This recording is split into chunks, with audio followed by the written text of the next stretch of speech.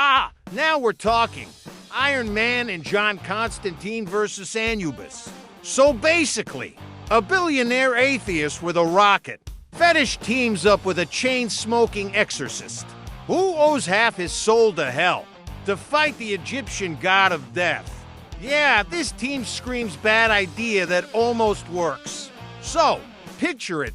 Tony Stark's in Cairo, calibrating his armor to mythological nonsense mode while Constantine's lighting his 15th cigarette before breakfast.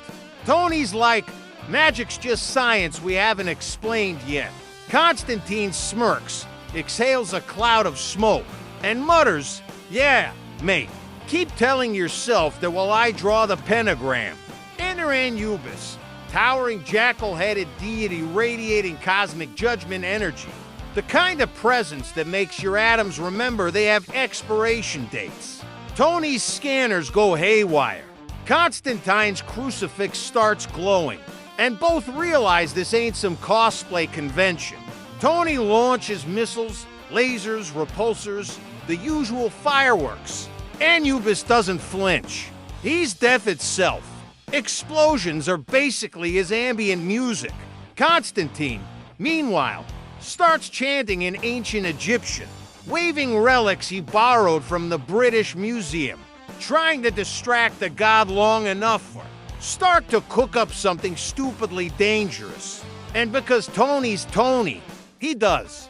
He builds a soul containment protocol, powered by arc reactors and probably a dab of forbidden tech from Dr. Strange's trash can.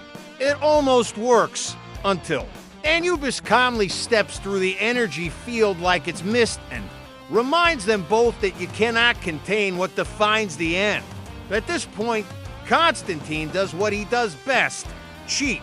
He pulls some mystical loophole, promising Anubis a soul trade. His for Tony's, except, of course, Constantine's already sold his soul to about 7 different supernatural entities.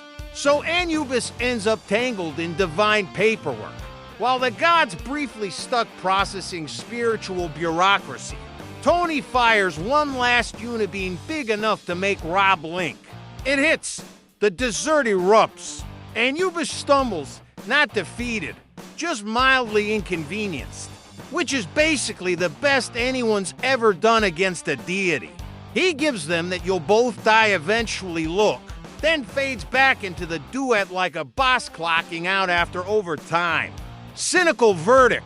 No winners, just survivors. Constantine lives, barely, and probably jokes about outsmarting a god while coughing up blood.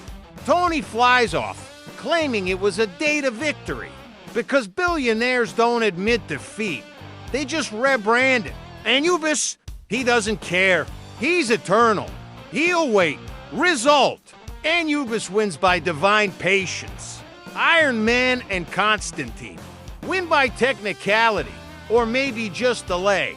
Their afterlife appointment's another week.